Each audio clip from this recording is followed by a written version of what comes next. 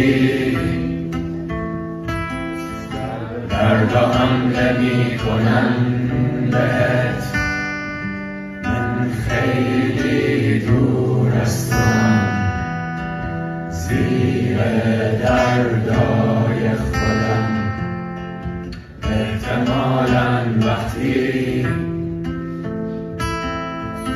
از درد میافتی رو زانوت، من خیلی دور از توام، روی زانوی خودم.